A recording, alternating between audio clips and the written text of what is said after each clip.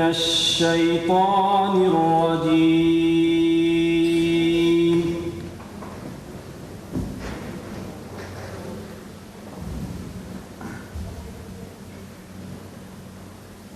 بسم الله الرحمن الرحيم.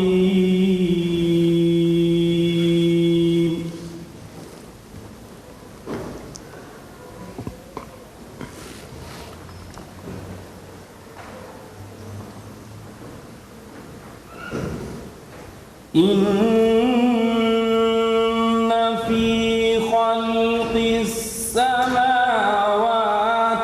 والأرض واختلاف الليل والنهار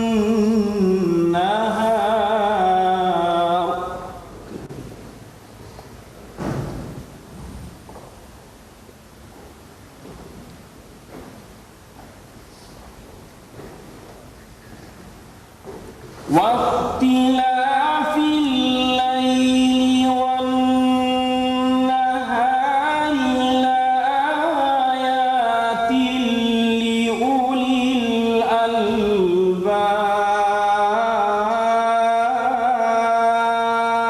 ما شاء الله ما شاء الله.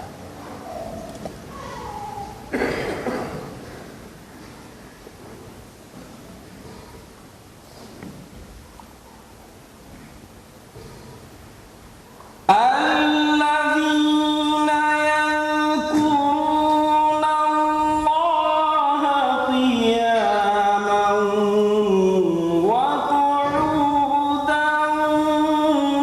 وعلى جنوبهم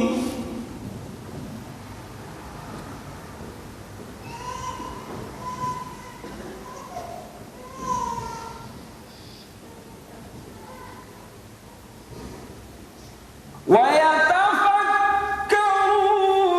في خلق السماوات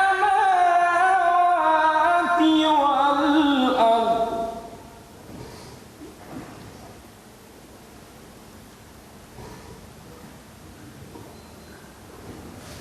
ربنا ما خلقت هذا باطلا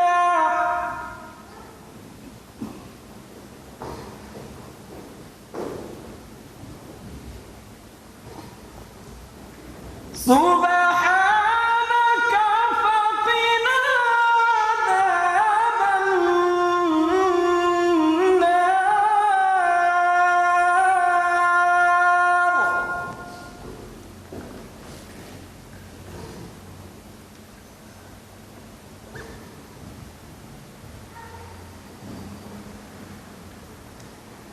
ربنا إنك من تدخل النار فقد أخزيته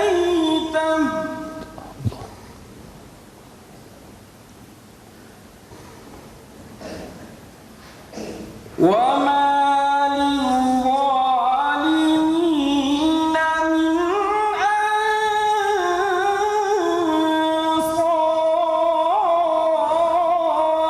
أنصار. الله الله.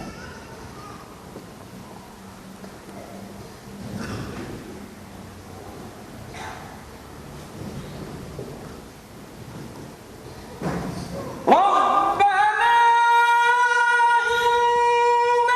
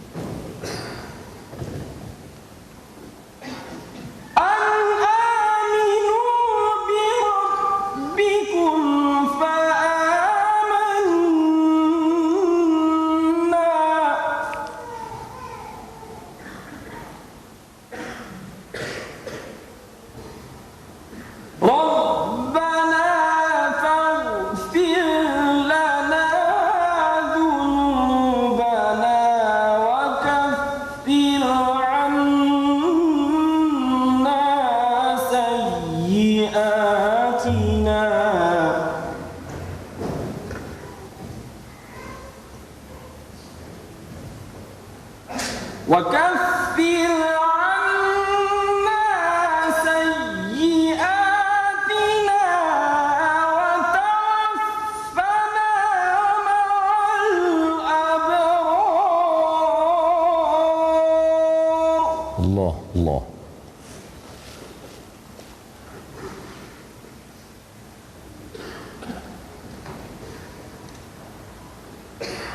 ربنا وآتنا ما وعدتنا على رسلك ولا تخزنا يوم القيامة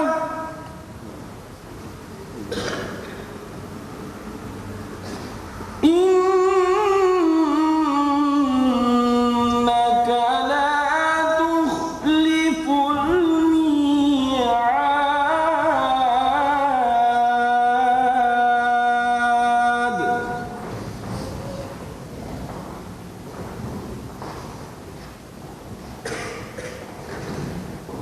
بسم الله الرحمن الرحيم.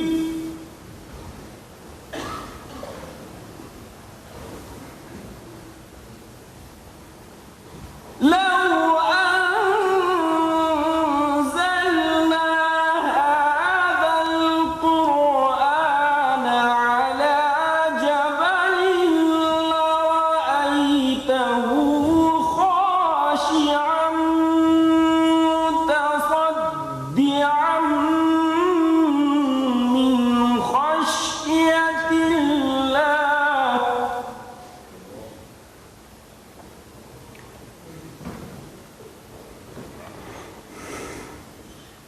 وتلك الأمثال نضربها للناس لعلهم يتفكرون.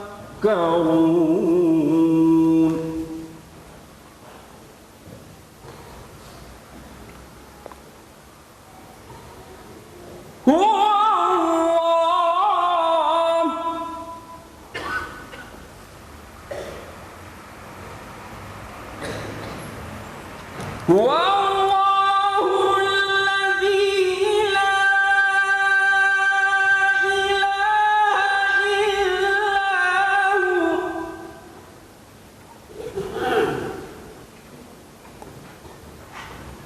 عالم الغيب والشهادة هو الرحمن الرحيم.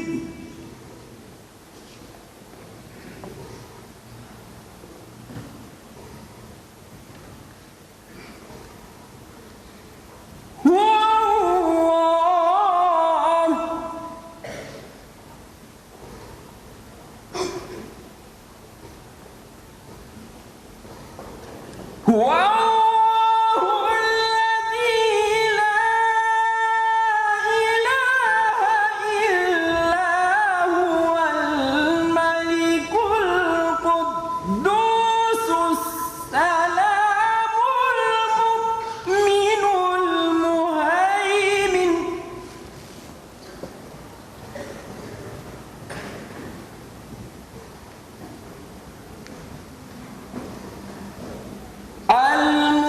المهيمن العزيز الجبار المتكبر.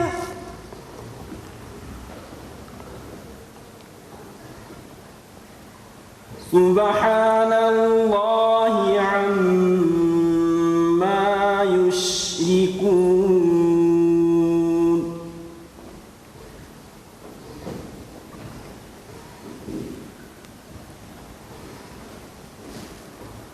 هو الله الخالق البارئ المصور له الأسماء الحسنى.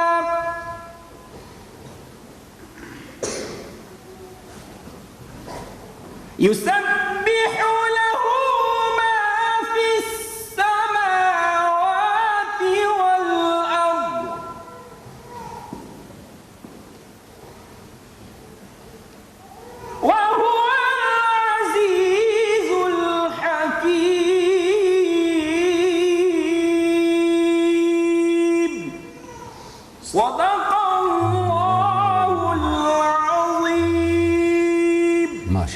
Masya Allah, Masya Allah, Masya Allah.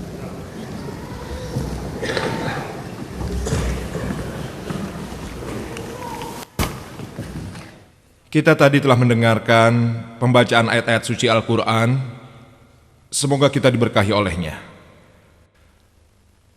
Pertama-tama saya ucapkan banyak-banyak terima kasih karena kita telah diberi tempat yang begitu megah di sini sehingga kita dapat menyelenggarakan acara yang sangat mulia ini. Semoga Allah membalasnya. Para hadirin sekalian, ceramah hari ini akan diisi dengan topik utama yang berjudul Tantangan dari Islam. Di sini sudah hadir penceramah kita, Saudara Ahmad Didat. Jadi aku akan langsung mempersembahkan saudaraku Ahmad Didat yang akan berbicara langsung di depan kalian.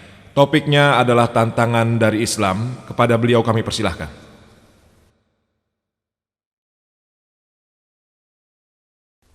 A'udzu billahi minasyaitonir rajim. Bismillahirrahmanirrahim. Walan tarda ankal yahudu walan nasara hatta tattabi'a millatahum. Sadaqallahul azim. Bapak Kepala dan para saudara-saudariku tercinta, subjeknya seperti yang sudah disampaikan Tuan Moderator adalah tantangan dari Islam. Islam adalah tantangan bagi semua agama yang ada, khususnya Yahudi dan Kristen. Ada hubungan yang sangat dekat antara ajaran Musa, Yesus, dan Muhammad. Semuanya hidup damai di hadapan Allah. Atau antara agama Yahudi, Kristen, dan Islam. Setelah Nabi Karim mulai menyebarkannya pada kita, khususnya berada di Madinah, umat Kristen dan Yahudi, mereka sangat tegas melawan ajarannya, menyalahkan umat Muslim karena mengikuti Nabi yang salah ini. Orang yang tidak tahu caranya membaca dan menulis, ia hanya membimbingmu ke jalan yang salah. Kau ingin tahu kebenaran tentang Tuhan? Kau ingin keselamatan? Kau ingin masuk surga? Jika begitu ikuti kami. Jadi Allah mengingatkan kita di dalam Al-Quran. Allah berfirman, walan tarda ankal yahudu walan nasara hatta tattabi'a millatahum. Umat muslimku, kaum Yahudi dan Kristen tidak akan pernah merasa puas dengan kalian kecuali jika kamu mengikuti ajaran agama mereka. Pernyataan ini, pernyataan fakta, adalah buktinya. Kemanapun kau pergi, kaum Yahudi selalu menggunakan ras untuk memecah kita. Agama yang mereka ajarkan adalah agama yang rasis. Satu-satunya hal yang mereka minta pada kita adalah menerima hak Palestina yang dianggap miliknya. Kita rampok saudara kita, yaitu negara Palestina, dan memberikannya pada Yahudi. Mereka akan puas dengan kita. Mereka tidak mengundang siapapun juga mengikuti takdir mereka. Takdir mereka sekarang adalah agama rasis. Kau harus terlahir sebagai Yahudi untuk menjadi Yahudi. Misalkan kau jatuh cinta dengan gadis Yahudi dan ia secara khusus memintamu untuk pindah agama, maka kau harus menjalani seluruh prosesnya. Lalu lambat laun kau akan masuk ke agamanya, tapi kau masih Yahudi tingkat 3. Mereka belum menerimamu. Mereka menginginkan pernyataan politik, itu saja. Tapi Kristen jauh berbeda dengannya. Mereka menawarkan cara mudah bagi kaum kita untuk mengikuti jejaknya. Untuk itu ada 1000 macam lebih gereja, masing-masing menawarkan jalan untuk masuk ke agamanya. Mayoritas saudaraku yang telah banyak kulihat sebelum aku kesini, sepertinya banyak yang berasal dari Hindu Pakistan, daerah India lainnya. Itulah yang kulihat. Pengalaman pertama yang kita jumpai dari tantangan ini, dari kaum oposisi ini, terjadi setelah Inggris menaklukkan India. Saat Inggris menaklukkan India, Mereka menyadari bahwa kapanpun juga, siapapun juga yang memberikan perlawanan datang dari kaum muslim. Karena kedaulatan, peraturan, dominasi direbut dari tangan mereka. Dan mereka adalah orang-orang militan, cepat atau lambat, mereka akan mendapatkan kekuatannya kembali. Jadi, jika mereka dapat merubah muslim, jika mereka dapat merubahnya agar menerima Kristen, mengajarkan mereka agar mau memberikan pipi yang lain, seperti Tuhan mereka, Yesus, yang mengatakan pada mereka, jika ada orang yang menampar pipi kananmu, maka berikanlah pipi lainnya. Mengajarkan orang India, para muslim untuk memberikan pipi lainnya. Jika berhasil, kau akan dapat memerintah India selama 1000 tahun. Dari zaman Hindu hingga masa itu, mereka tidak takut. Karena mereka hanya mencari keselamatan. Hanya menggembala sapi saja. Tidak ada yang perlu ditakutkan dari mereka. Muslimlah yang berbahaya. Lalu mereka pergi melaksanakan misi mereka. Masuk ke dalam India mempunyai satu misi, yaitu merubah kaum muslim India. Mereka mulai mengirimkan misionaris ke dalam India seperti katak di musim hujan. Dan mereka mulai menantang Islam dalam debat terbuka. Pada saat pertama muslim menolaknya. Orang-orang ini baru saja menaklukkan kita. Jika kau bicara terlalu keras, mungkin mereka akan menangkapmu dan mengirimmu ke Pulau Andama, Kalpanei, Laut Hitam. Seperti Pulau Robben di Afrika Selatan. Bicara banyak, Pulau Robben. Bicara terlalu banyak, Pulau Andama. Kau ingin masuk ke sana? Tidak. Jadi kuncinya adalah mulutmu, tetaplah diam. Tapi sekarang, misionaris, mereka mulai menguasai bahasa kita. Mereka belajar Urdu. Dan mereka mulai menantang Muslim untuk berdebat dalam bahasa Urdu. Saat pertama mereka menolak karena mereka tidak tahu bahasanya. Sekarang Maulana Syahib mereka ingin bicara dengan bahasa kita.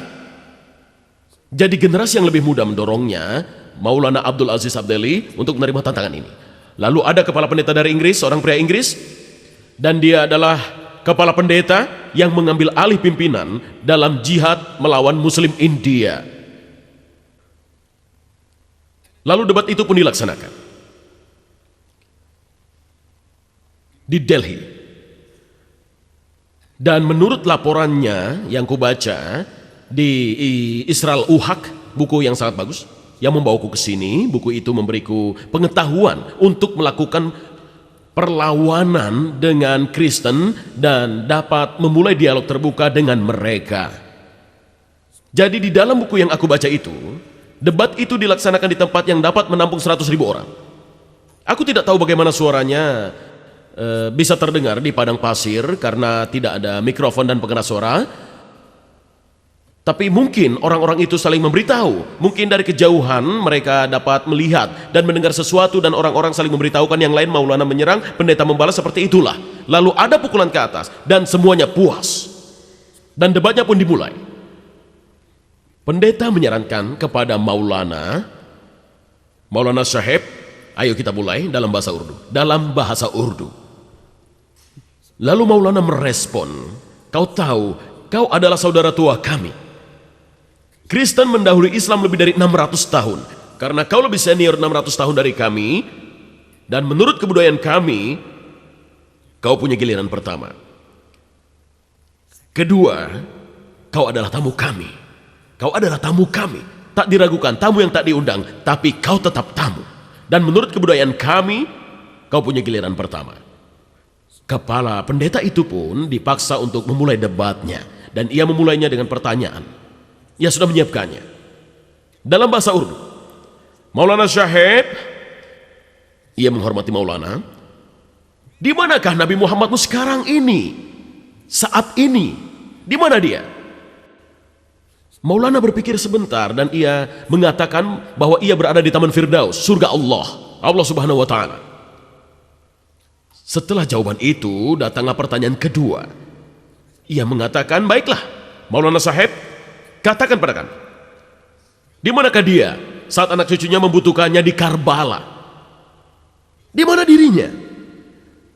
Maulana berpikir sebentar dan ia mengatakan bahwa ia masih berada di Taman Firdaus di surga bersama Allah Ta'ala. Setelah ia menjawabnya, ia mengajukan pertanyaan ketiga. Ia sudah menyiapkannya. Baiklah, sekarang katakan pada kami, Maulana Syahib, jika ia Nabi yang sedang bersama Allah di surga, saat cucunya Hussein dibunuh, dibantai di Karbala? Apakah ia tidak minta bantuan Allah? Allah, lihatlah apa yang mereka perbuat dengan cucuku, tolonglah dirinya keluar dari kesulitan itu. Apakah ia tidak meminta bantuan kepada Allah? Lalu ada suasana sunyi yang cukup lama. Suasana sunyi. Pendeta tidak dapat menahan kesabarannya. Ia mengatakan, ayolah, jawablah, bicaralah. Apakah ia tidak meminta bantuan Allah? Lalu Maulana mengatakan, iya, ia melakukannya. Lalu apa yang ia katakan? Apa yang Allah katakan? Karena kita tahu ia butuh bantuan. Apa jawabannya? Lalu ada suasana sunyi yang sangat lama sekali. Dan sekali lagi pendeta tidak dapat menahan kesabarannya. Ia mulai menendang kakinya. Ayo, ia mengira bahwa ia sudah mengalahkannya. Maulana Maradia. Dia sudah mengira bahwa Maulana sudah dikalahkan. Ia mengatakan, ayo, ayo. Lalu Maulana mengatakan, Allah menangis. Allah menangis. Apa? Allah menangis? Ya, Allah menangis. Ia mengatakan, aku tidak dapat menyelamatkan anakku Yesus. Bagaimana bisa aku menyelamatkan cucumu?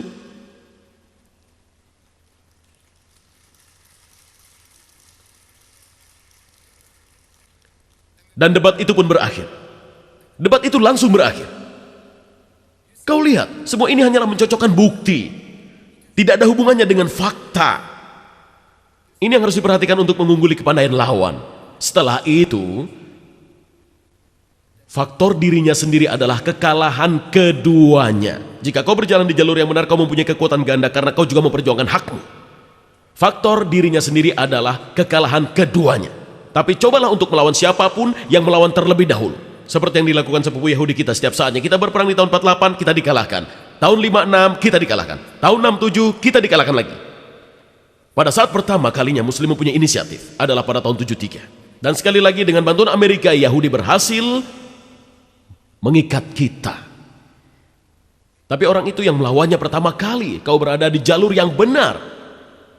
Tapi orang itu yang memulai terlebih dahulu. Ia memukulmu, ia terus memukulmu. Jadi pendeta itu dikalahkan, debatnya pun berakhir. Tapi ini adalah hal yang sering terjadi. Mereka sering mengalaminya. Sebagai hasilnya kita harus melakukan kontak dengan negaranya. Karena mereka mengatur negara kita. Jika tidak, kalian tidak akan bisa berada di sini. Kalian semua berbahasa Inggris. Kalian bicara denganku menggunakan bahasa Inggris. Mengapa? Karena mereka berhasil mengatur kita selama ratusan tahun. Jika Prancis yang mengatur kita, kita akan berbahasa Prancis. Jika Portugis yang mengatur kita, kita akan berbahasa Portugis. Jika Spanyol yang mengatur kita, kita akan berbahasa Spanyol. Kau tahu itu? Kalian semua adalah orang-orang yang berbahasa Inggris. Untuk apa? Karena mereka yang mengatur kita. Mereka lah yang membuat kita agar kita dapat bicara dengan mereka dengan bahasa mereka. Contoh lain dari buku ini, konfrontasi lainnya juga. Kau tahu misionaris Kristen, mereka punya kesabaran dan ketajaman untuk mengikuti semua kesempatan yang ada. Aku suka Muslim. Kau berargumen, berdebat, berdiskusi dengan non-muslim dan sepertinya kau berhasil memojokkannya. Apa yang kau lakukan? Kau mulai mengendurkan serangan. Aku tidak akan bisa dihentikan. Aku berhasil melumpuhkannya. Dan selesai, kau sudah puas. Tapi tidak bagi Kristen. Ia akan mengikutimu. Setiap pagi dan malam terus diikuti hingga kau berubah. Semuanya berlanjut sampai suatu ketika, jangan dekati putriku lagi. Jika tidak akan kutembak kau. Aku akan menusukmu. Dan jangan lakukan itu lagi. Aku tidak mengharapkanmu untuk melakukan itu. Tapi, jika kau tidak mengatakan itu, orang itu tidak akan pernah melepaskanmu. Kau berikan jarimu, ia akan menangkap tanganmu. Dan tidak akan melepaskanmu. Mereka punya kesabaran dan ketajaman yang tidak kita miliki. Kita harus malu. Seharusnya kita malu. Lalu, misionaris Kristen ini mengikuti Syekh Arab. Setiap pagi dan malam. Menjelaskan ajarannya. Kau membuang waktumu, Syekh. Sholat 5 kali sehari, naik dan turun. Kau berpuasa selama 1 bulan penuh. Dan kau membatasi hidupmu. Kau tidak minum minuman keras, tidak berjudi, tidak memakan babi dan seterusnya. Allah tidak mau semua itu. Kau mau keselamatan? Kau percaya bahwa ia mengirimkan juru selamat dan ia tewas menanggung dosamu. Dan keselamatan menjadi milikmu. Tuhan yang maha besar datang ke bumi dan tewas menanggung dosamu. Percayalah dan kau akan selamat. Dan dia tidak mau melepaskan. Setiap hari ia ada di sana. Setiap hari membuat hidupnya menderita. Hidup Syekh Arab ini. Bagaimana caranya agar bisa keluar dari kesulitan ini? Lalu ia merencanakan strategi. Ia mengatakannya pada Perdana Menterinya, wakilnya, Esok hari jika ia datang, aku mau kau membisikkan sesuatu di telingaku. Baiklah. Ya, itu saja. Lalu misionaris itu datang. Assalamualaikum. Bangsa Arab sudah terbiasa. Ahlan wa sahlan. Kata-kata selamat datang yang indah. Kata-kata selamat datang yang terindah dari semua bahasa. Ahlan wa sahlan. Kau diterima di dalam keluarga ini dengan tangan terbuka. Tapi tidak jika kau sedang menggaruk hidungmu. Jika kau datang dengan sopan, kau diterima dengan tangan terbuka. Ahlan wa sahlan. Lalu pria itu duduk dan ia memulainya. Cerita lama yang sama. Lalu wakilnya datang dan membisikkan sesuatu di telinganya. Ia mendengar bisikan di telinganya. Dan ia mulai menangis seperti seorang wanita yang kehilangan suaminya. Ia mulai menangis. Pendeta itu ingin tahu ada apa? Apa yang terjadi? Jangan bicarakan itu. Ayolah, katakanlah, aku bersimpati padamu. Tidak, aku tidak bisa. Ia menangis terus menangis. Acting, sebenarnya itu acting. Lalu pendeta itu semakin ingin tahu apa yang telah terjadi. Berita menyedihkan apakah itu? Aku baru saja mendengar berita menyedihkan. Malaikat Jibril Islam. Malaikat Jibril, ia mati. Jibril Islam, dia tewas. Pendeta itu mengatakan, kau bodoh. Malaikat tidak bisa mati. Lalu si Arab mengatakan, dan kau juga bodoh. Kau mengatakan padaku bahwa Tuhan mati. Ini adalah argumen yang selalu dibicarakan.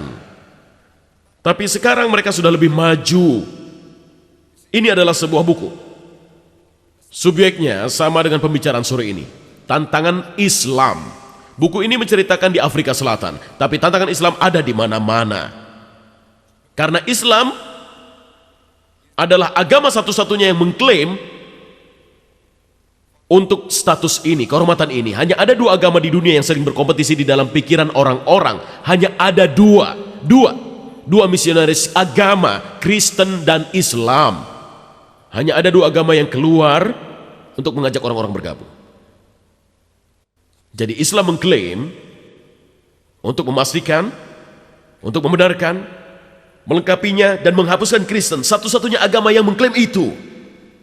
Kaum Hindu akan mengatakan pada Kristen, dengarlah, biarlah kau menjadi Kristen dan aku akan menjadi seorang Hindu. Tinggalkanlah aku. Kaum Buddha akan mengatakan, dengarlah, biarlah kau menjadi seorang Kristen dan aku menjadi Buddha. Tinggalkan aku. Tapi tidak dengan Muslim.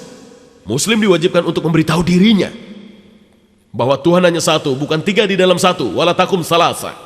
Ia harus mengatakan demikian. Islam harus mengatakan, jangan memakan babi, jangan minum alkohol, jangan berjudi, jangan berbohong. Shh. Di setiap langkahnya, ia semakin mendekati konfrontasi dengan cara hidup orang Kristen. Ia adalah tantangan. Dan seperti juga yang terjadi di Afrika Selatan selama 300 tahun, Kristen telah menindas orang-orang kita. 300 tahun.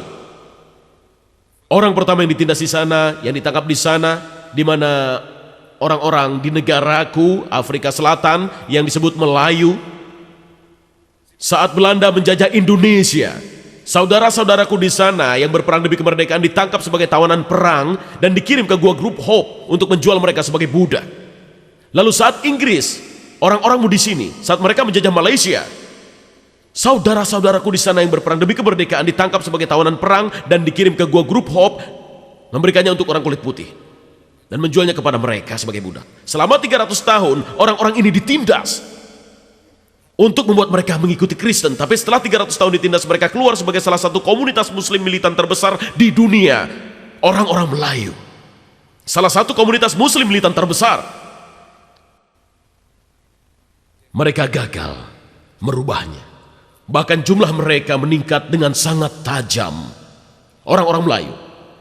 Lalu muslim India selama 150 tahun. Kita ada di sana, kita berada di sana karena kita mencintai India, jadi kita ingin hidup bersama ayah kita. Mereka punya kesempatan besar untuk merubah kita. Miskin, tak terpelajar, orang-orang kelaparan, itu adalah kaumku.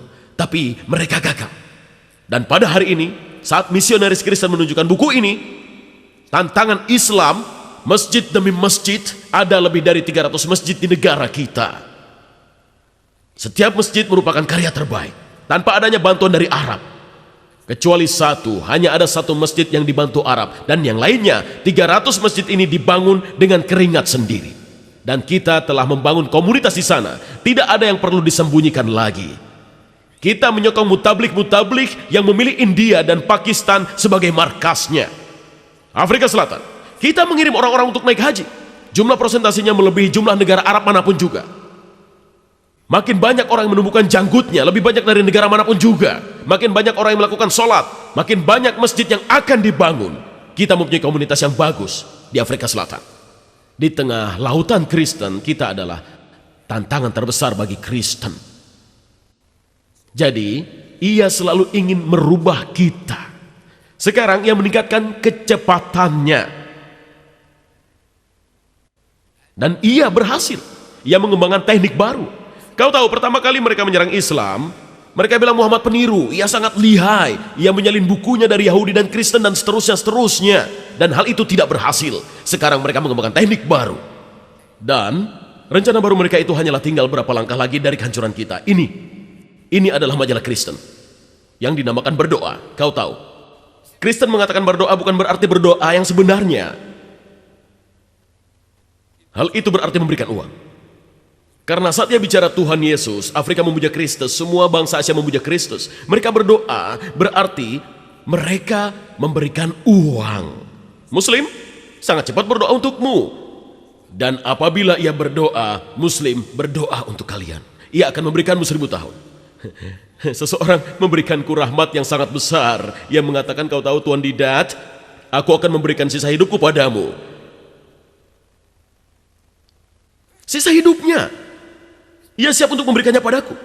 Kau tahu apa artinya itu? Ia siap untuk meninggal sekarang. Misalkan ia masih mempunyai 20 tahun lagi, ia akan memberikan 20 tahun itu padaku. Dan siap meninggal sekarang. Tapi ia tidak siap memberikan uang 5 sen kepadaku, tapi ia siap memberikan sisa hidupnya padaku. Muslim sangat bagus untuk hal itu. Ia siap memberi sesuatu yang belum ia peroleh. Sisa hidupku untukmu, kau dapat memilikinya. Tapi jika Kristen mengatakan berdoa, hal itu berarti memberikan. Dan mereka memberikannya. Mereka memberikannya. Jadi di majalah ini adalah pria Cina atau Korea. Dan gambarnya, namanya adalah John Lee. Ia bicara mengenai kerajaan minyak. Otomatis di dalam pikiranmu Arab Saudi. Kita membicarakan kerajaan minyak Arab Saudi. Kerajaan Arab. Ia mengatakan dalam paragraf pertamanya, aku berada di Arab Saudi dan baru saja meninggalkan Kuwait. Musuh Tuhan ini, dia datang ke Kuwait dan datang juga ke Arab Saudi. Hal ini tidak terlalu sulit. Ia mengatakan, aku tidak dapat memikirkan nama yang lebih baik atau waktu yang lebih tepat untuk memberikan perhatian kepada dunia muslim dari sekarang, dan sekarang adalah waktunya. Bukan hanya Indonesia, Lebanon, Bangladesh yang dapat dipilih untuk melakukan segala usaha vandalisme yang berarti merubahmu menjadi Kristen. Dan sisanya adalah dunia muslim. Sabda telah dikumandangkan di sana, semua itu adalah tanah perawan yang siap untuk dieksploitasi. Persiapannya telah dilakukan di Pakistan. Selama 2 tahun terakhir, kami telah melakukan kontak dengan 6 pemimpin Kristen di dunia Arab Muslim untuk mencari rencana yang realistis dan dapat dilakukan agar semua rumah menaruh salib dari pintu ke pintu. Tahun ini, kita merencanakan untuk membuka pusat penelitian di Beirut, Lebanon, untuk memulai seluruh persiapan dunia Arab Muslim dan seterusnya. Dunia Arab Muslim, dunia Arab Muslim, dunia Arab Muslim. Seluruh artikelnya lebih dari selusin ada kalimat dunia Muslim, dunia Muslim, dunia Arab Muslim. Mereka tertarik dengan cara hidup kita. Mereka tertarik sekali. Baiklah, aku akan bacakan sebuah puisi, yaitu pikirkanlah, jangan dihiraukan. Pikirkan orang-orangmu, negaramu, komunitasmu, kaummu. Ada persiapan untuk melenyapkanmu, untuk menyiapkan akhir bagimu. Tapi Muslim sangatlah sabar. Tidak apa-apa, di Pakistan ada 100 juta. Ya, itu mentalnya. Di Bangladesh, presentasinya sangat tinggi. Di India, 99% dari kami adalah Muslim. Inilah kebanggaanmu. Mereka merencanakan kehancuran kita. Ini adalah buku, sampul buku. Nyalakan peringatannya dari Arab Saudi. Ditulis oleh Tom Griffith. Siapakah dia? Ia tinggal di Jeddah selama 10 tahun mempelajari orang-orang Arab. Dan sekarang ia menulis buku, memberitahu bagaimana caranya untuk melaksanakan pekerjaannya. Bagaimana cara untuk masuk ke dalam Arab. Jika mereka tidak mengizinkanmu datang dari pintu ke pintu, mereka punya cara lain untuk masuk ke sana. Dan ini adalah cara lainnya itu. Ini adalah foto dari sampul amplop. Perangkonya tertera dari Wolverhampton, dari Inggris.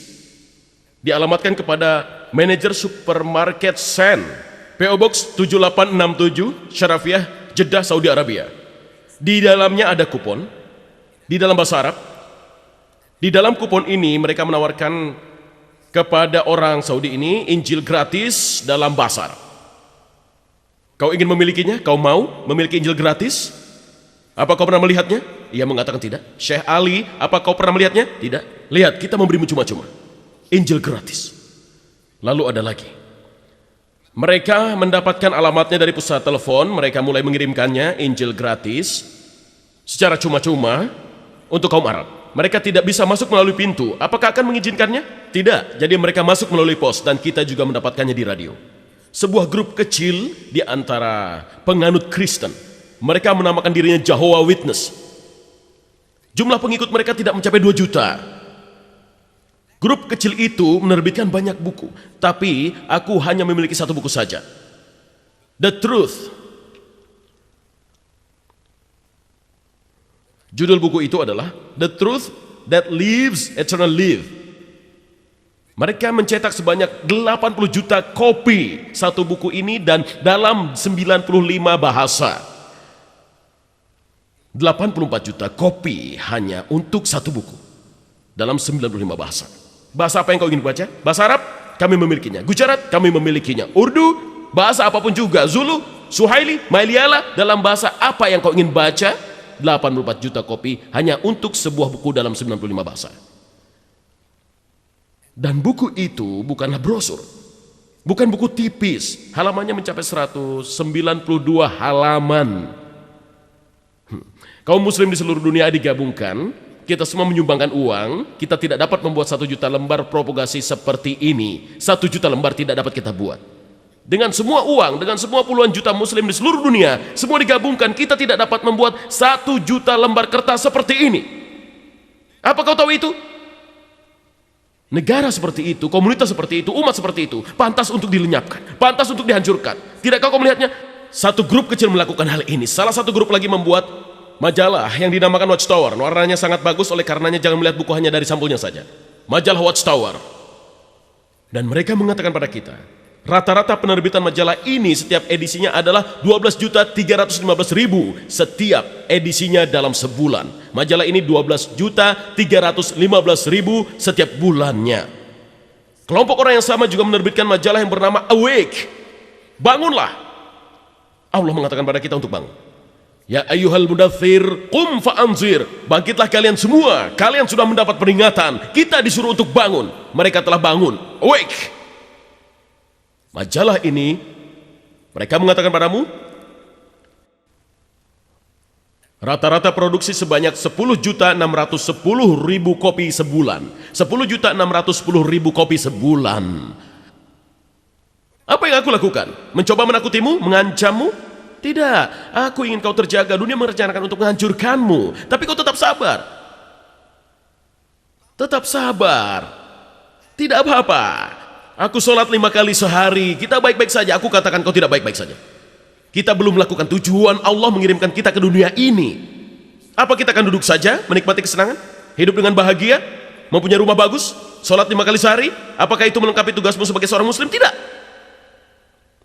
Tujuan muslim adalah untuk berbagi. Berbagi takdir ini ke seluruh umat manusia. Ini adalah kewajibanmu yang pertama. Jauh sebelum sholat, zakat, haji, dan lalu menjadi muslim sejati. Allah mengatakannya melalui nabinya dan sekarang ia mengatakan pada kita. Yaitu fadzakir innama anta mudzakir. Kau harus menyampaikan pesannya. Karena itu tugasmu untuk menyampaikan pesannya. Kau tidak harus menjawab pertanyaannya. Entah mereka menerimanya atau tidak. Allah akan bertanya padamu. Ia akan bertanya padamu. Apakah kau menyampaikan pesannya? Jauh sebelum sholat, zakat, haji, dan menjadi muslim sejati. Allah mengatakan ini adalah tugasmu. Kerjakanlah dan kirimkanlah pesannya. Kita puas dengan sholat 5 waktu kita, menjadi muslim yang baik dan seterusnya. Kita tidak perlu babi. Kita tidak minum minuman keras. Alhamdulillah. Ini tidak membebaskan kita dari tugas dan tanggung jawab yang diberikan Allah pada kita. Sebuah grup kecil juga, mereka menerbitkan majalah yang dinamakan The Plain Truth. Satu keluarga Armstrong, Herbert Armstrong, Kate Garner Armstrong. Rata-rata produksinya di sini tertera 8.175.000 kopi sebulan, cuma-cuma, gratis, cetakan berwarna. 8 juta sebulan gratis. Sekarang mereka menawarkanmu Alkitab gratis. Ini hadiah cuma-cuma dari Kristen kepada seluruh umat Muslim. Bukan untuk kaum Hindu atau Yahudi, tidak, hanya untuk Muslim, gratis. Ini saja kuponnya dan jika kau menginginkannya, ini gratis. Apakah kau ingin mendapatkannya? Sekarang, buku indah ini, lihatlah. Judulnya, No Greater Love. Seorang pria, bukan, seorang wanita, pasti ingin membacanya. Tidak ada cinta yang lebih hebat. Dengan warna yang indah, mawar. Sampul yang berwarna, indah sekali. Mereka mengirimkan ini gratis kepada seluruh umat Muslim. Tidak ada cinta yang lebih hebat. Setiap pemuda menertawakannya. Buku apakah ini? Cinta sejati? Romantisme sejati? Apakah kau ingin membacanya? Kau tahu buku apa ini? Kau tahu apa isinya? Ini adalah perjanjian baru. Sejauh ini mereka memberikan 2.750.000 kopi secara cuma-cuma melalui pos. 2.750.000 kopi telah diberikan. Itu tertera di dalamnya, gratis. Untuk kita umat Muslim, mereka tahu mental yang kau miliki, jadi kau akan mengambilnya. Ini yang mereka lakukan untukmu. Apa yang kita lakukan? Tidak ada. Kita sudah puas, kita baik-baik saja. Dan mereka juga sudah membaca pikiran. Yang satu ini, lihat, berbicara secara khusus mengenai Birmingham. Kau tidak terlalu jauh dari Birmingham. Benar begitu? Tidak. Ini buatan Kristen dari majalah. Judulnya adalah Inggris Muslim akan datang. Lihat ini, Muslim akan datang. Suatu waktu mereka mengatakan Turki akan datang.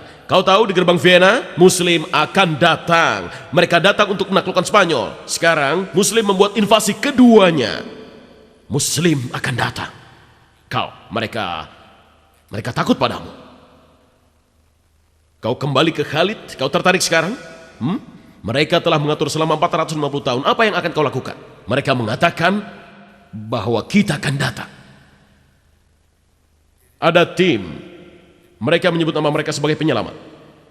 Dan mereka mendirikan penyelamat, crusades, pembela salib internasional. Tapi kata ini sangat sensitif.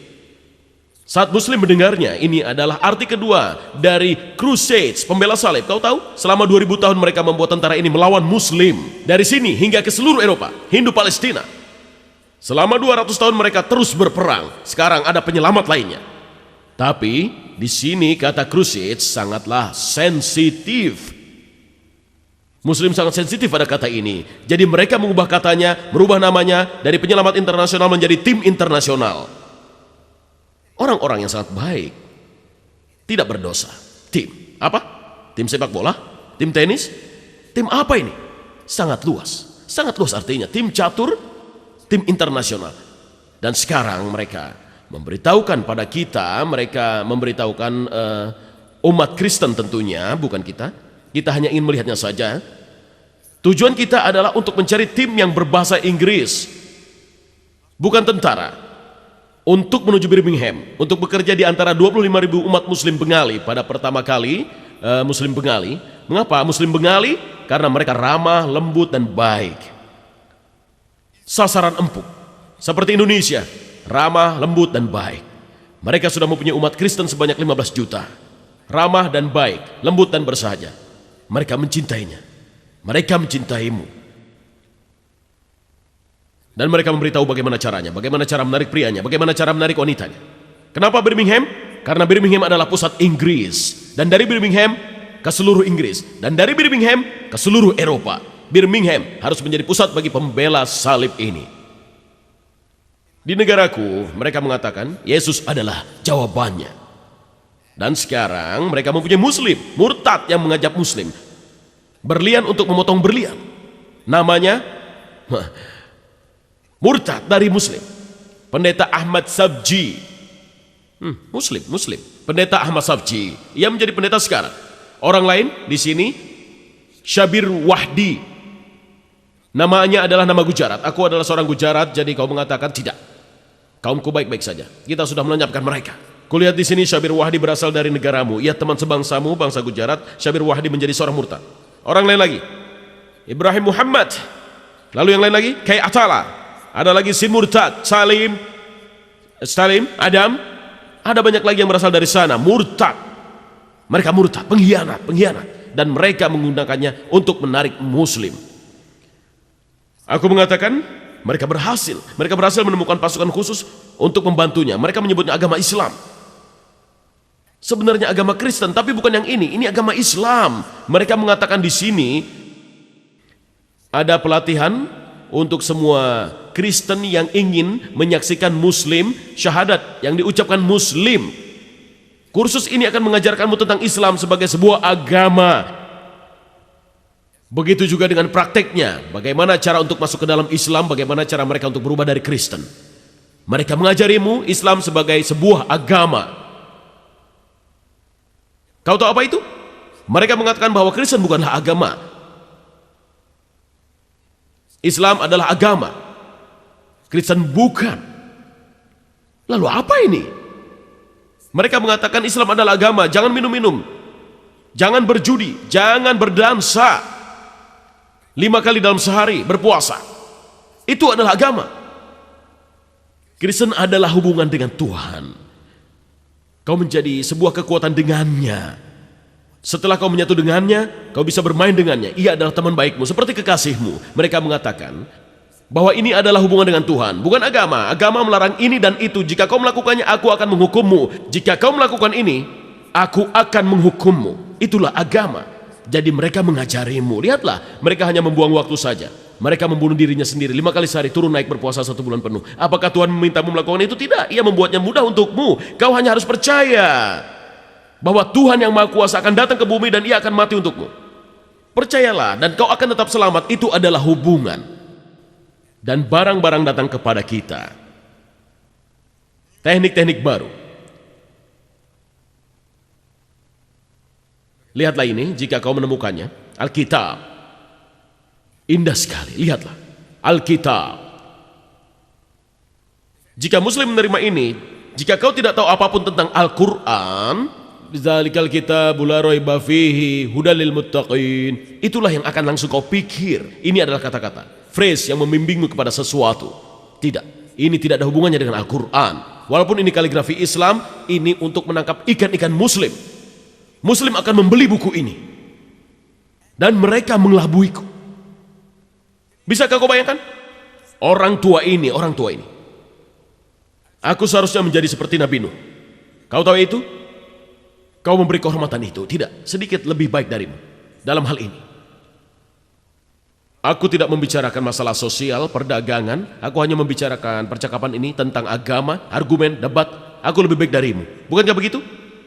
Ya. Tidak perlu malu. Bahkan aku pun juga tertipu. Di Karachi, Pakistan, aku memberikan ceramah, orang-orang mengelilingiku, mereka ingin menjabat tanganku, mereka ingin mendapatkan berkah. Mereka tidak ingin hidup dalam kesulitan, mereka sangat mencintaiku, mereka menghujaniku dengan cinta. Tapi aku tidak bisa menahannya. Aku memberikan tanganku, lalu ada anak kecil umurnya sekitar 11 atau 13 tahun berjanggut, dan ia memberikanku ini dia. Seperti inilah sesuatu yang sangat indah. Jika kau dapat melihatnya dari dekat, ini sangat indah sekali. Dan aku membacanya, Allah Muhammad. Dan aku ingin menciumnya, tapi orang-orang ini menghalangiku, jadi aku menaruhnya di saku. Keesokan harinya aku pergi ke Dubai. Aku belum punya kesempatan untuk mengeluarkannya di hotel di Dubai. Aku ingin mengosongkan sakuku, jadi aku mengeluarkannya. Aku membacanya Allah Muhammad. Lalu ada yang berwarna emas, ini stiker, indah sekali. Untuk anak sebagai pembatas Al-Qur'annya. Sabbana, Rabbana. Di dalam pikiran kita memikirkannya, jadi mungkin ini adalah Rabbana atina fid dunya hasanah. Itu doa, Masya Allah. Lalu ada lagi, lalu aku membalik lembarannya.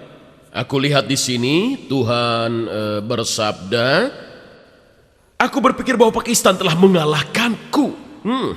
Kau tahu aku melakukan pekerjaan hebat di negeriku, itu hebat. Ceramah yang kubuat kelas dunia, gratis. Apa yang aku lakukan adalah pekerjaan yang hebat. Tapi aku mengatakan bahwa Pakistan telah mengalahkanku. Tapi aku tidak malu, aku senang. Saudaraku ini telah mengalahkanku. Mereka dapat membuat ini untuk diberikan kepada anak-anak, kepada orang-orang. Sangat bagus, tapi Tuhan bersabda, kita tidak bicara seperti itu. Bukankah begitu? Kita tak pernah berbicara seperti itu. Di dalam Al-Fatihah, surat pembukaan, kita tidak mengatakan Tuhan bersabda. Apakah ini? Aku melihatnya lagi. Nah, sekarang aku mulai menelitinya. Kaligrafi Arab, kaligrafi Muslim. Ini adalah Bapa kami yang ada di surga, dimuliakanlah namamu, datanglah kerajaanmu, dalam bahasa Arab. Dan ini Allah Muhammad, semuanya perhatikan ini. Allah Muhammad terlalu jauh untukmu. Apakah ini? Kau bisa lihat ini? Allah Muhammad. Dari penglihatanmu, aku menunjukkannya kepada Syekh Arab, yaitu di Jeddah. Aku mengatakan, Syekh, lihatlah ini. Allah Muhammad. Syekh, coba lihat lagi. Allah Muhammad. Aku mengatakan lagi, Syekh, lihat baik-baik, perhatikan baik-baik. Allah Muhabbah. Allah Muhabbah. Tuhan adalah cinta. Itulah yang dikatakan Kristen. Mereka membuat Muslim, menaruhnya di rumah, menaruhnya di Al-Quran. Mereka menangkap ikan Muslim. Mereka tahu bagaimana cara menangkap ikan. Nelayan tahu kegunaan masing-masing umpan untuk masing-masing ikan. Setiap ikan tidak memakan umpan yang sama. Mereka tahu kelemahan Muslim di sini. Mereka tahu bahwa kita mencintai tulisan Allah, mencintai kaligrafi Islam. Muslim, dimanapun juga mereka telah mengamati kita, mereka telah meneliti kita, mereka punya psikolog. Di India, Pakistan, Bangladesh, dimanapun juga di Afrika, mereka mengamati Muslim. Jika mereka melihat apapun juga dalam bahasa Arab, bertebaran di mana-mana, anak-anak Muslim mengambilnya, menciumnya, dan menaruhnya di dalam Al-Quran. Tidak? Itulah kita. Kita diajarkan untuk mencintai dan menghargai semua yang berbau Allah. Jika kita melihat sesuatu yang terletak di sana dalam bahasa Arab, karena hanya kita melihatnya sesuatu berbahasa Arab, itu adalah tulisan tentang Allah. Jadi apapun yang kita lihat dalam kaligrafi adalah sesuatu tentang Allah. Jika kau menjumpai cerita terlarang dalam bahasa Arab, sobek dan tebarkanlah. Cobalah. Dan kau akan menemukan Muslim yang akan mengambilnya, menciumnya, dan ia akan menaruhnya bersama tulisan Arab lainnya. Buku porno dalam bahasa Arab, sobeklah. Anak-anak kita akan mengambilnya, dan begitu juga dengan kau. Kau pria yang sudah tua, kau juga akan mengambilnya, menciumnya, dimasukkan ke dalam saku, membawanya pulang dan menaruhnya di dalam Al-Quran. Ya, kita terlatih melakukannya. Mereka telah menelitimu. Mereka menangkap ikan dengan gigitan kecil. Jadi mereka menangkap ikan. Ini semua untukmu. Saudara-saudariku, ini semua untukmu. Ada yang lebih besar. Ini semua untukmu. Ini adalah kaligrafi Islam. Jika ini diberikan di luar, jika kau pulang, jika seseorang memberikanmu di luar sana, kau pasti akan terburu-buru, tergesa-gesa, merebutnya, memukul seseorang untuk mendapatkan ini. Benar kan? Gratis. Ya, aku tahu. Itulah orang-orangku, itulah aku. Lihatlah ini, lihat. Lihat ini. Ada apa dengan ini semua? Ini adalah Kristen, ini adalah Alkitab. Ini adalah Alkitab untuk menangkap ikan. Muslim akan termakan dengan ini. Mereka tahu bagaimana cara menangkap ikan. Buku mereka berikan pada kita. Lihatlah ini. Kristen menjadi saksi di antara Muslim. Kau lihat orang ini di sini, ini seperti orang Nigeria atau Tsunami dengan sorban, ia memegang tasbih di tangannya dan di bawahnya tertulis subhanallah. Dan juga ada tulisan di sini, innallaha yubashshiruki bikalimatin minhu ismuhul masih Isa bin Maryam. Apa yang kau lakukan? Apa yang kau lakukan? Menciumnya? Ya, itu tulisan Allah dan menaruhnya di samping Al-Quran. Kau tahu apa ini? Ini adalah ular. Ular di dalam rumah. Ini adalah buku misionaris Kristen, tapi kau tidak menyobeknya, tidak bisa membuangnya, tidak bisa membakarnya. Ia menangkapmu karena ada tulisan Allah di sini. Mereka tahu bagaimana cara menangkap ikan. Di sini ada seseorang yang terlihat seperti saudara kita, salah satu jemaat, bukan maksudku menghina, tidak ada maksud apapun. Ia terlihat menumbuhkan janggut dan sulfa. Sulfa adalah rambut panjang. Namanya adalah KK Alawi. Muslim. KK Alawi. Ia adalah seorang murtad. Ia sekarang menjadi seorang Kristen, tapi ia punya janggut yang bagus, sulfa yang bagus, dan namanya adalah KK Alawi. Kau membacanya, kau membuka bukunya, ayat-ayat Al-Quran. Quran, apa yang kau lakukan? Apa? Menciumnya dan menaruhnya di dekat Al-Quran. Seekor ular lagi di dalam rumah. Mereka tahu cara menangkap ikan. Di sini, mengapa kau menjadi seorang Kristen? Sultan Muhammad Paul. Sultan Muhammad telah menjadi Paul. Bukanlah bukunya. Ia seorang yang patan. Kau tahu itu patan? Seseorang yang mengatakan semuanya akan baik-baik saja. Lalu aku menemukan Punjabi. Lihatlah orang ini, Archbishop dari Pakistan. Siapakah dia? Cari tahu. Kau pasti akan menemukan nama Punjabi di belakangnya. Ia seorang murtad, Archbishop. Ialah bishop yang berasal dari Pakistan. Pada konferensi pers di Lambert, ia datang sini, Muslim yang menjadi seorang murtad.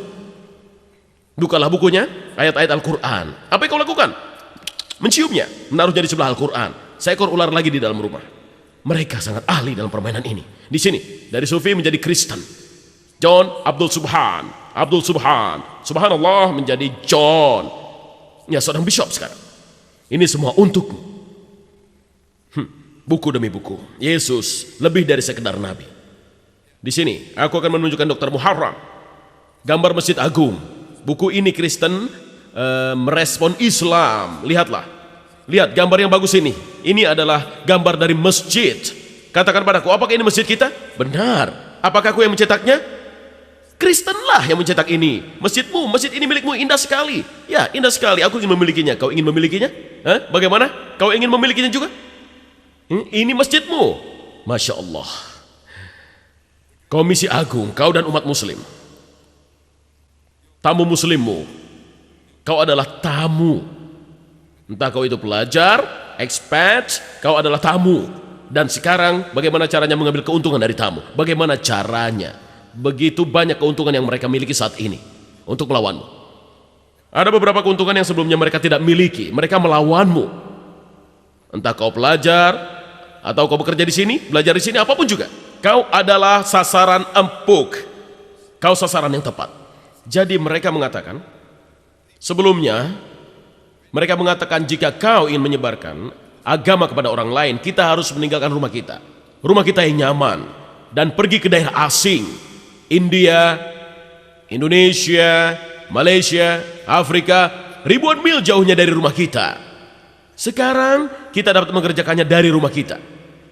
Kau bisa tetap tinggal dengan istri dan anakmu, dan kau bisa mengetuk pintu orang lain yang berdekatan dengan rumahmu. Kau tidak perlu pergi ribuan mil untuk menyebarkan agamamu. Kau punya semuanya di sini. Konsumennya sudah siap.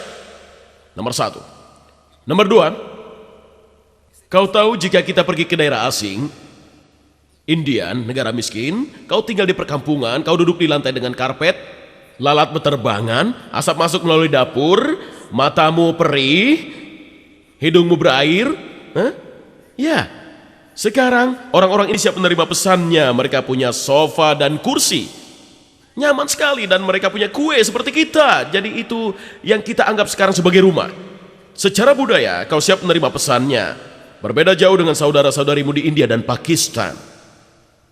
Nomor 2. Nomor 3. Sebelumnya jika kita pergi keluar, kita harus mempelajari bahasa mereka. Kau harus mempelajari bahasa mereka, entah itu Bengali, atau Punjabi, atau Sindhi, atau Gujarat. Mereka harus mempelajari bahasamu untuk bisa menyebarkan ajarannya. Sekarang kau mempelajari bahasa mereka. Betapa indahnya hal itu. Lihat, kau siap menerima pesannya. Apakah kau mendengarkanku? Kau mengerti apa yang kuucapkan dalam bahasa Inggris? Ya, karena itu kau siap menerima pesan dari orang Inggris. Begitu juga dengan para pembela salib. Bahasanya sama, ia tidak perlu mempelajari bahasamu. Kau tahu bahasamu saat berada di rumah? Urdu, Punjabi atau Sindhi? Ia tidak perlu mempelajari semua itu. Ia membuatmu berbicara dalam bahasa Inggris. Kau telah mempelajari bahasanya. Secara tata bahasa kau siap menerima pesannya.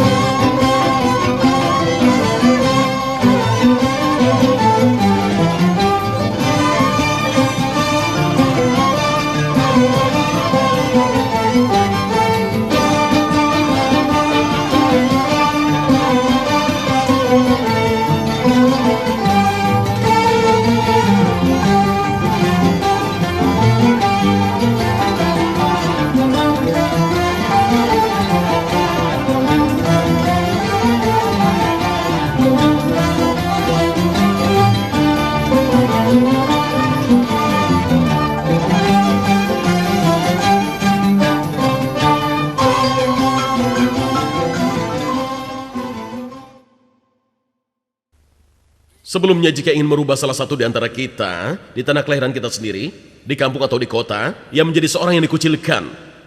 Siapapun yang melihat ia berjalan murtad, kafir, mardud, ia adalah pengkhianat. Kau melawannya, itu dia pengkhianat. Hal ini seperti menggantungnya. Saat ini, ia dapat menyelinap di dalam kaum mayoritas. Ada 16 juta orang Inggris. Di antara mereka aku ingin menariknya dan semua itu lebih mudah dari kemarin. Ia tidak menjadi sosok yang mudah dikenali. Sebelumnya, pemerintahnya menentang misi seperti itu. Pakistan tidak menyukainya. Ada misionaris yang masuk ke dalam negaranya. Ada 200.000 orang Kristen yang masuk ke Silkart di perbatasan India, di daerah potensial yang dinamakan Dolah. Ada 72 grup Inggris Kristen yang bekerja di Rawalpindi, Quetta. 72 misionaris Kristen. Orang-orang yang melayani mujahidin dan mujahirin sedang berupaya untuk merubah mereka menjadi Kristen. Pemerintah tahu hal ini, tapi mereka tidak bisa berbuat apapun sebagai lawan mereka dan 6 grup Muslim. Hanya 6 melawan 72 Kristen. Muslim tidak menyadarinya. Ia tidak peduli, ia menyalahkan pemerintahnya. Pemerintah tidak menyukainya. Aku tidak sedang membela siapapun juga. Pemerintah tidak menyukainya, tapi mereka tidak bisa berbuat apapun. Tapi di sini, pemerintah senang. Mereka ingin menarikmu. Sangat senang, pemerintahnya sangat senang. Kau menjadi salah satu dari mereka. Kau juga menjadi penjual babi, kau juga menjual anggur. Mereka senang. Mereka senang karena kau menjadi bagian dari mereka, benarkah? Ya. 5 unsur yang mereka tidak miliki sebelumnya. Keuntungan, mereka telah bekerja. Buku-buku, Kristus yang memegang kunci di tanganmu. Mereka Muslim di masjid. Allah atau Tuhan di dalam Alkitab. Bagikan takdirmu kepada Muslim. Mereka telah mencetak. Menurut Profesor Edward Seth, ia adalah seorang Kristen Lebanon. Profesor Edward Seth dari Universitas Columbia Amerika. Ia mengatakan, ini diambil dari majalah Times, penganut Kristen awal, orang-orang yang melakukan debat melawan Islam, menggunakan sosok Nabi manusia sebagai tameng mereka. Sesuatu yang ia tidak sukai.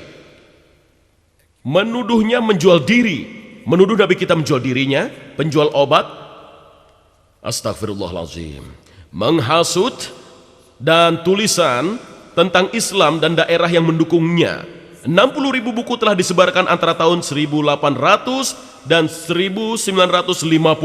Dalam 150 tahun. Mereka menyebarkan lebih dari 60.000 buku untuk melawan Islam. Dan Islam mengatakan, biarkanlah mereka. Mengapa kau mencabir mereka? Mereka orang-orang yang baik. Domba dan kambing sudah siap disembelih. Di sini berkaitan dengan berita ini, di sini tertera, hingga saat ini lebih dari 60% dari 70.000 misionaris adalah orang Amerika. Ada 70.000 pembela salib yang membela Kristen, menyebarkannya ke seluruh dunia ini. Mereka adalah pendeta, wakil gereja, pastor. Bukan, mereka adalah pasukan Kristen. Mereka keluar untuk merubah dunia. Dari 70.000 orang itu, 60%-nya adalah Amerika. Aku sudah menghitungnya, 42.000 orang Amerika menyebarkan ajaran mereka di dunia hingga saat ini.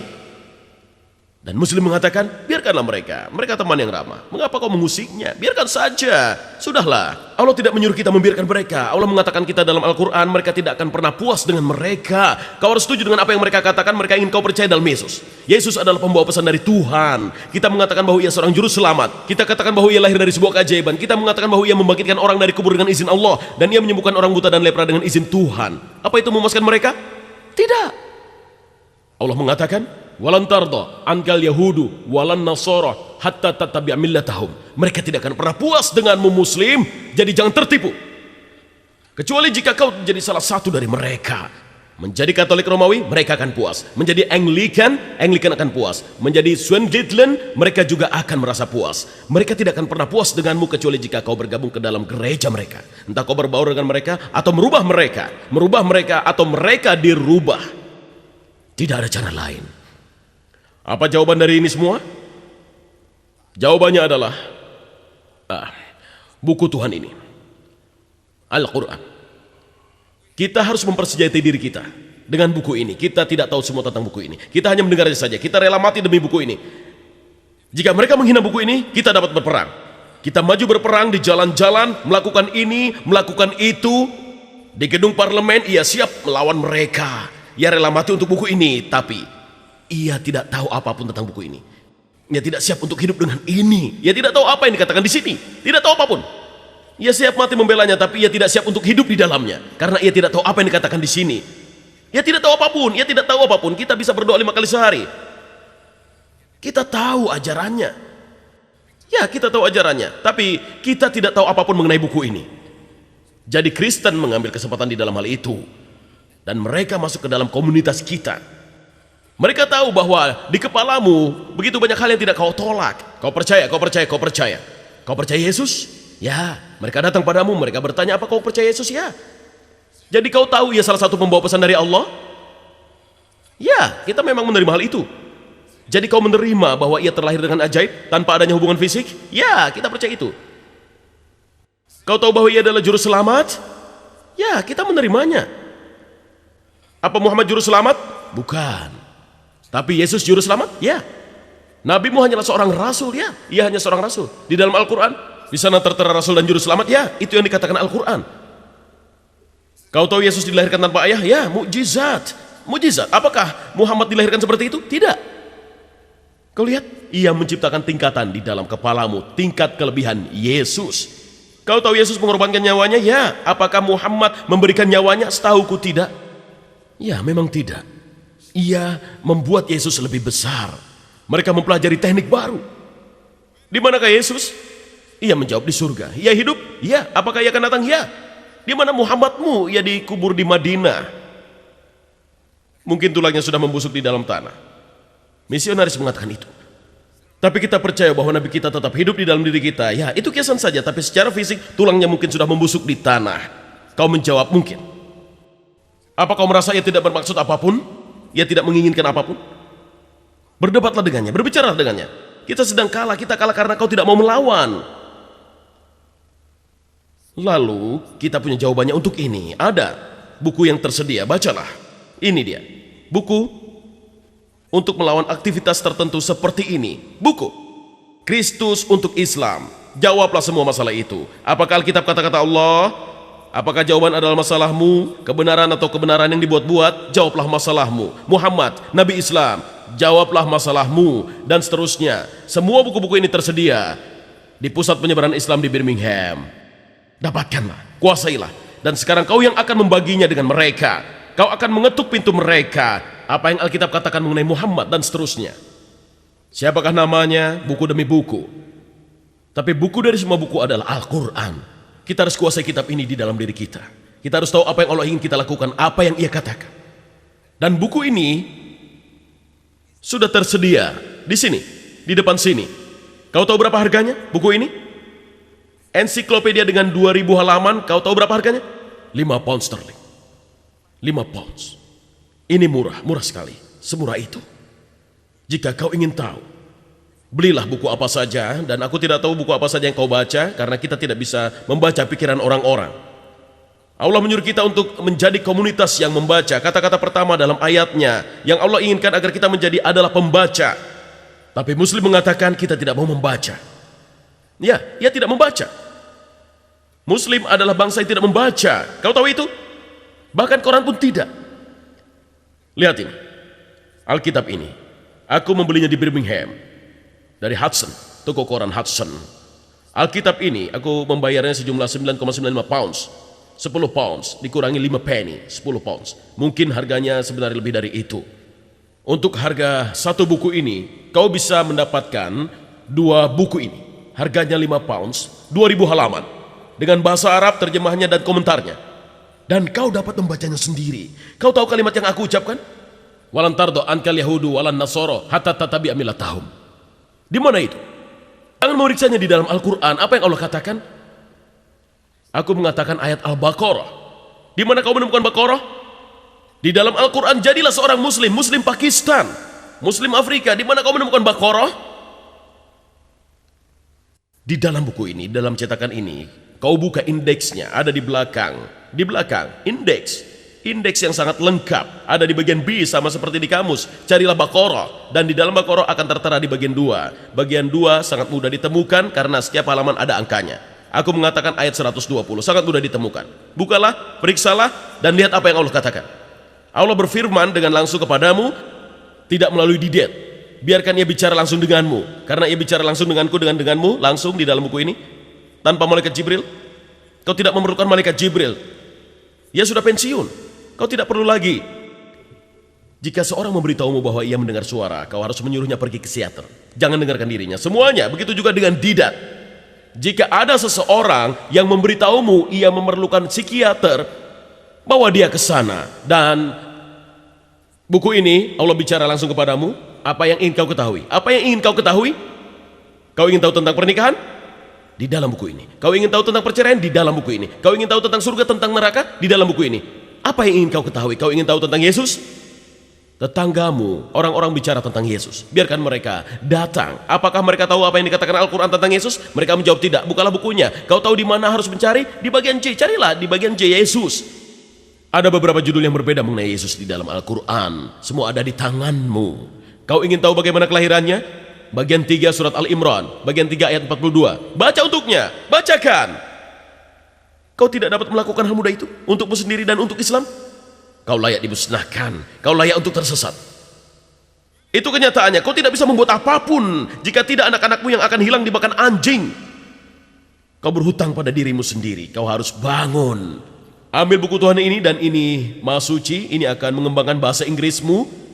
Bahasa Inggrismu akan berkembang. Kau tidak perlu membaca Shakespeare untuk mengembangkannya. Bacalah buku ini dan mendekatlah kepada Allah.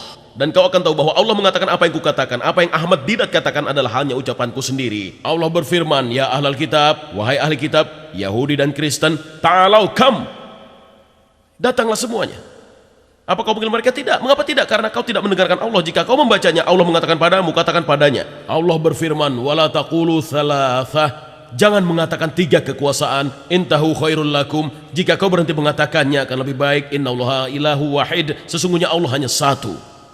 Kau akan tahu siapa yang memuja 3 kekuasaan. Ini dibacakan di masjid. Di dalam tarawih kau mendengar ada orang yang membacakannya. Wala taqulu salasah. Apakah ada muslim di dalam masjid yang mengatakan itu? Tidak. Tidak. Lalu dengan siapa? Allah berfirman, laqad kafara alladzina qalu innallaha wal masih ibnu Maryam. Semua yang mengatakan Yesus adalah anak Maria dan Tuhan adalah seorang kafir. Ia seorang penjahat. Ia berperang melawan Allah. Wa qala al-Masih. Tapi Kristus mengatakan, ya Bani Israel, wahai kaum Nabi Israel, a'murullah, sembahlah Tuhan, Rabbi wa Rabbakum. Tuhanku adalah Tuhanmu. Innahu may yusyrik billah. Siapapun yang mengaitkan Allah, faqad harramallahu alaihil jannah. Allah akan membuatnya haram dan ia akan melarangnya masuk ke dalam surga. Wa ma'wahun nar, dan api neraka akan menjadi tempatnya. Wa maliz zalimin min ansar, dan bagi orang yang mengabaikannya ia akan masuk neraka. Di dalam masjid, apakah kau akan menemukan orang mengatakan Yesus adalah Tuhan? Tidak. Allah berfirman, ya ahlal kitab, wahai ahli kitab, la taghlu fi dinikum, jangan berlaku ekstrim dalam agamamu. Apa kau menemukan orang-orang di masjidmu yang mengatakan bahwa kau harus berlaku ekstrim? Apa Alkitab ada di dalam masjidmu? Ya Bani Israel ada dalam Al-Quran. Apa kaum Bani Israel masuk ke dalam masjidmu? Tidak. Lalu apakah ini? Dengan siapa kau bicara? Bicara dengan dinding? Orang gilalah yang bicara dengan dinding. Kau tahu itu? Jika ada yang tidak beres di kepalamu, kau bicara dengan dinding. Dapatkah kau bayangkan? Kau datang ke sini tidak ada siapapun di ruangan ini dan aku bicara, Tuan moderator, para hadirin, Dengan siapa orang itu bicara? Ia bicara dengan orang-orang. Di mana? Ia membayangkan orang-orang duduk di sana. Orang itu pasti sudah gila. Tidak. Di dalam masjid kau membicarakannya. Wala taqulu salasa. Jangan katakan itu, jangan lakukan itu. Tapi orang-orang itu tidak ada di dalam masjid. Itu berarti ia memberikan instruksi untukmu dan untukku untuk menemukan orang-orang ini yang telah berlaku kafir. Temukan mereka dan bimbinglah mereka ke jalan yang benar. Instruksi ini diberikan kepadamu, tapi kita tetap duduk di belakang dan tidak melakukan apa-apa karena kita tidak mengerti pesan itu. Bukalah bukunya, Allah ingin bicara padamu. Kau bisa lihat apa yang akan terjadi. Kau bisa duduk di belakang tidak melakukan apa-apa sementara Allah menangis dalam Al-Quran. Wa qalu takhazar rahmanu walada. Dan mereka mengatakan bahwa pembawa pesan Allah dianggap sebagai anaknya. Itu adalah julukan terburuk. Laqad ji'tum syai'an idda. Ini adalah nama terburuk bagi Allah dengan mengatakan bahwa pembawa pesan itu adalah anaknya. Takadus samawatu yatafattarna minhu, dan ia akan membakar langit. Wa tansyaqqul ardu, dan bumi yang akan hancur terbelah. wa takhirul jibalu hadda, dan manusia itu akan jatuh dalam kehancurannya. Itu kutukan yang sangat menyeramkan dari Allah. Dan kau duduk saja di belakang tidak melakukan apapun. Aku bertanya kepada orang Arab, kau membaca ini? Ya jawab ya. Aku bertanya lagi, kau mengerti? Ya jawab ya. Kau duduk di belakang tanpa melakukan apapun? Mereka baru saja menghina Allah. Jika ibumu dihina, kau pasti memukulnya. Istri dan adikmu dihina, apa yang kau lakukan? Kau patahkan rahangnya. Jika kau tidak bisa melakukannya, kau bisa menyewa geng. Kau mengatakan bahwa kau mencintai Allah lebih dari siapapun, dan sekarang mereka menghinanya, dan ini bukan gurauan. Ada yang aneh denganmu. Kau mengatakan kau mencintai Allah dan Rasulnya. Semoga Allah memaafkan kita. Saudara-saudariku, lihatlah kepada dirimu. Dapatkan buku Tuhan ini. Jika kau sudah memilikinya, bacalah dan terapkanlah. Dapatkan buku-buku ini, persenjatai dirimu, dan pergilah ke kota. Ini kesempatan yang Allah berikan pada kita, sama seperti yang mereka dapatkan. Mereka punya kesempatan untuk melawanmu, dan kau juga punya kesempatan yang sama untuk melawan mereka. Kau tak perlu mendatangi daerah asing, mereka ada di sini, pelangganmu juga ada di sini. Kau tak perlu pergi ke daerah asing untuk mengantarkan pesannya. Kau tidak perlu mempelajari bahasanya. Ia sudah tahu bahasanya, ia tahu bahasamu, dan kau tahu bahasanya. Apapun yang ia katakan tentangmu, itu juga berlaku pada kebalikannya. Hal sama yang ia agungkan, kau dapat melakukan hal yang sama seperti ia yang melakukannya padamu. Kau bisa melakukannya pada mereka. Dan Allah telah memberikan kita kesempatan ini. Kita harap kita dapat mengambilnya dan memenuhi kewajiban yang telah diberikan pada kita. Aku sangat berterima kasih dengan para jemaat di sini karena telah memberikan kesempatan padaku ini, dan semoga Allah membimbing kita semua. Wa akhiru da'wahum alhamdulillahirabbil alamin.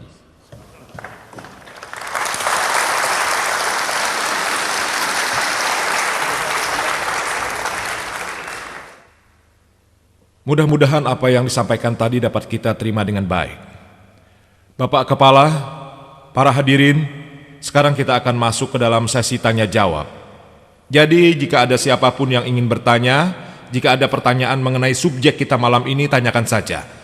Pertanyaan akan dijawab satu demi satu, dan kami berharap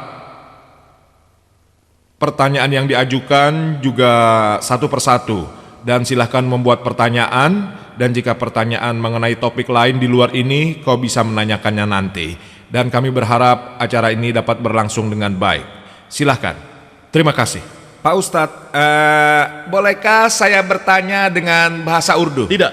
Jika kau mengerti bahasa Inggrisku, jika kau mengerti ucapanku, Ya, tapi kali ini jika kau mengerti, saya ingin, aku tunggu dulu. Kau tahu, aku bukan seseorang yang mengerti bahasa asli masing-masing daerah. Aku akan memberikanmu contoh jika kau masih punya waktu. Tapi misionaris Kristen berpakaian seperti dirimu dengan baju kalua. Mereka datang dan bertanya, aku ingin menanyakanmu pertanyaan dalam bahasa Urdu. Jadi aku harus mengaku kepada orang itu, dan orang itu menertawakanku karena aku tidak mengenal bahasanya. Jadi tolonglah.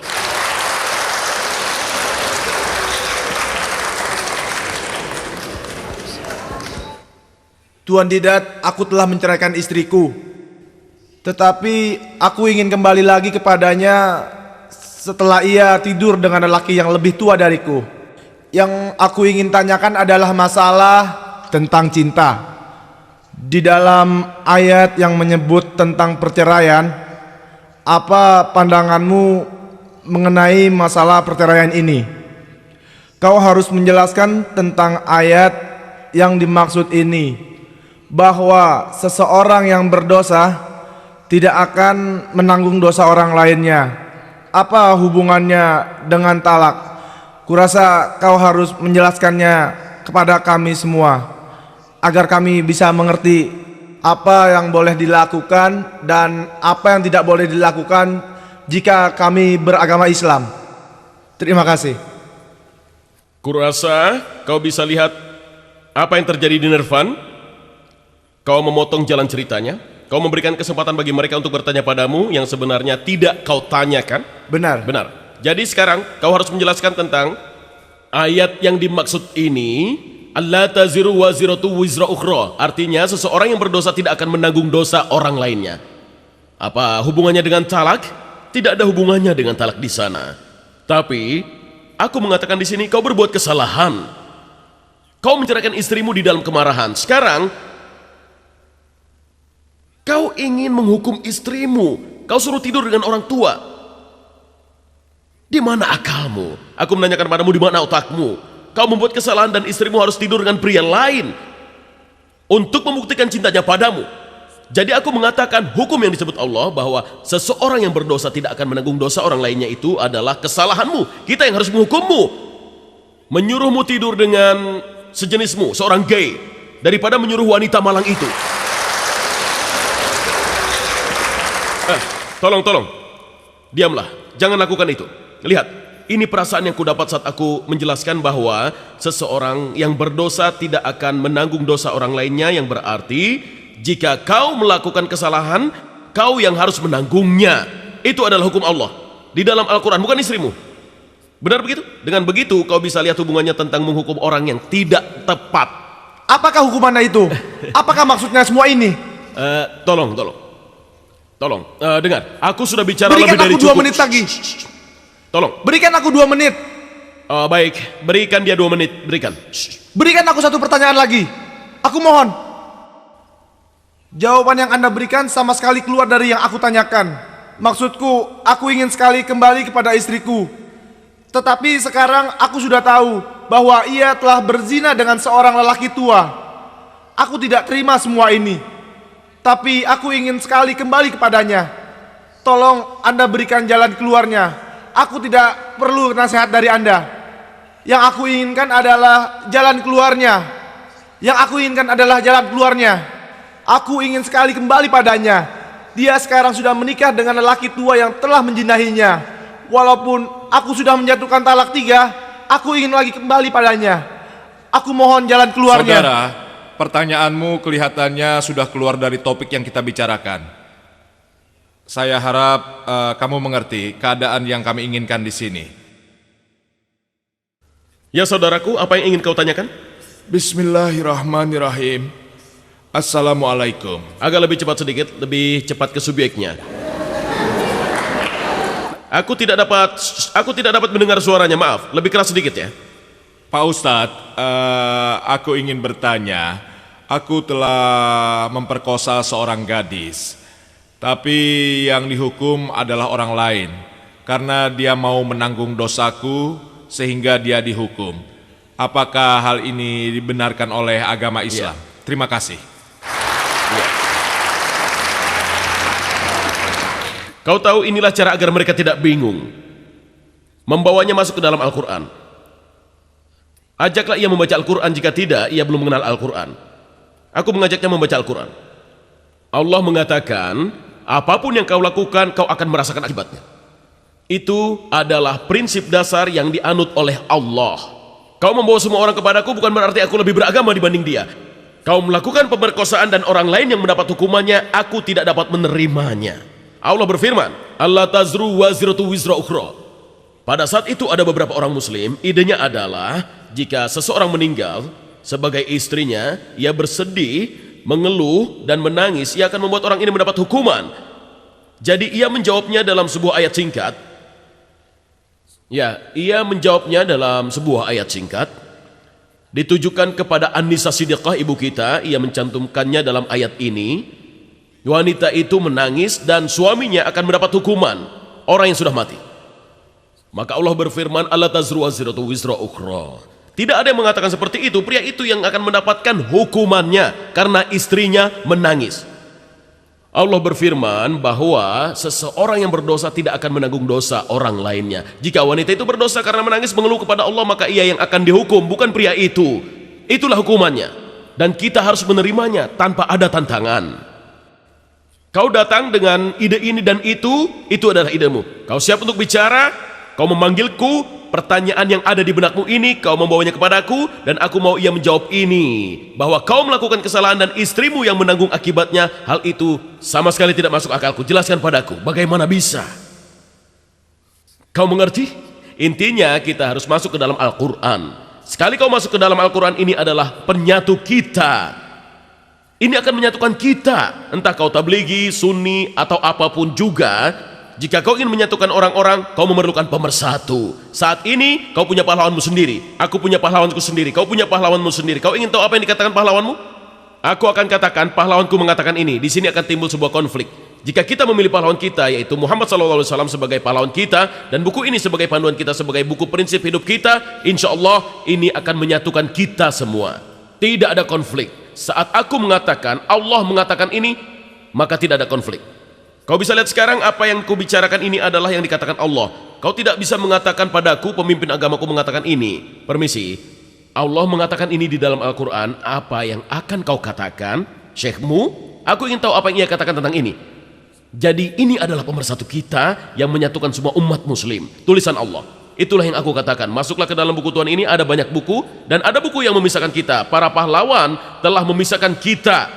Pergilah ke tulisan Allah, dan tulisan Allah ini akan menyatukan kita. Ini tali dari Allah. Allah berfirman, wa'tasimu bihablillahi jami'u wa la tafarraqu. Pegang eratlah tali dari Allah, sebarkanlah di antara kamu, dan kalian tidak akan bisa dipecahkan. Ini tali itu. Kita tidak sedang memegang tali, tidak ada yang memegang tali itu. Tidak ada yang mengambil buku ini. Apa yang dikatakan buku ini tentang talak? Apa yang dikatakan buku ini? Ada sebuah surat di dalam Al-Quran yang disebut surat At-Talak. Karena kau menanyakannya, seluruh surat disebut talak. Talak berarti bercerai. Allah Subhanahu wa Ta'ala mengatakan semuanya secara detail. Jika kau harus melakukannya, kau ambil tahap ini di saat istrimu tidak setuju. Ia memberitahu langkah demi langkah, langkah pertama, langkah kedua, langkah ketiga, langkah keempat. Apa yang bisa kau lakukan sebelum kau bisa mengatakan aku akan menceraikanmu dan tidak berjumpa dengannya lebih dari 3 bulan. Ia mengatakan padamu apa yang harus dilakukan. Kau tidak mendengarkan, kau tidak membaca Al-Quran, kau tidak mendengarkan apa yang dikatakan Allah. Dan sekarang kau mengatakan talak, talak, talak, talak. Dari mana kau dapatkan itu? Apa itu yang dikatakan Allah dalam Al-Quran untuk melakukan itu? Sekarang, kau mengakui membuat kesalahan, kau mengakuinya, kau ingin berubah baik.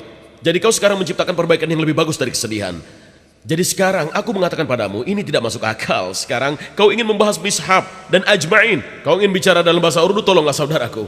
Aku tidak tahu bahasa ini. Aku tahu sedikit beberapa kata, tapi tidak semuanya. Kau pasti akan menertawakanku. Aku tidak tahu apakah arti semuanya itu.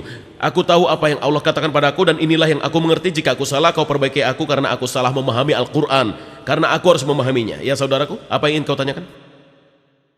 Assalamualaikum Pak Ustadz. Islam sudah dijelek-jelekan oleh orang-orang yang tidak bertanggung jawab. Apakah Anda tahu siapa yang melakukannya? Dan daerah mana saja yang sudah mereka datangi untuk melakukan aksinya itu? Aku tidak tahu, anakku. Aku menerimanya di Afrika. Aku menerimanya di Pakistan. Aku tidak tahu apakah mereka sudah sampai pada orang-orangmu atau belum. Tapi kau adalah sasaran mereka. Semua muslim dimanapun juga. Ini tergantung dari misionaris Kristen itu sendiri. Jika mereka merasa bahwa muslim Bengali ini, muslim Punjabi ini memerlukan mereka, maka ia akan mengejar mereka. Aku tidak tahu caranya, tapi mereka akan melakukannya. Mereka dapat mengarang sesuatu dan mereka akan mendapatkannya, dan mereka akan memberikannya kepada muslim. Jadi itu tergantung pada misionaris itu. Apa yang ia pikirkan? Mereka sudah melakukannya. Mereka sudah melakukannya? Iya, mereka sudah melakukannya di sini. Iya. Ia mengatakan bahwa bukti itu juga sudah ditemukan di Inggris. Terima kasih. Kau tahu apa yang luar biasa? Lihat anak muda ini, lihat kontribusinya. Sahabat kecil kita ini, pertanyaannya didasarkan pada hal-hal yang kita bicarakan sekarang. Ia ingin tahu, ia memakai otaknya, ia membawamu kembali. Apa yang terjadi dengan Nelson? Aku tidak tahu kapan. Aku tidak tahu. Baiklah hadirin semua, karena saya rasa waktunya sudah cukup dan saya rasa sudah banyak pertanyaan yang ditanyakan dan dijawab oleh Tuan Ahmad Didat. Akhir kalam, wassalamualaikum warahmatullahi wabarakatuh. Bismillahirrahmanirrahim. Allahumma salli ala sayyidina maulana Muhammadin wa ala ali sayyidina wa maulana Muhammadin wa barik wa sallim. Rabbana la tuzigh qulubana ba'da idh hadaytana wa hab lana min ladunka rahmah innaka antal wahhab. Rabbi ij'alni muqimas salati wa min dhurriyyati rabbana taqabbal du'a.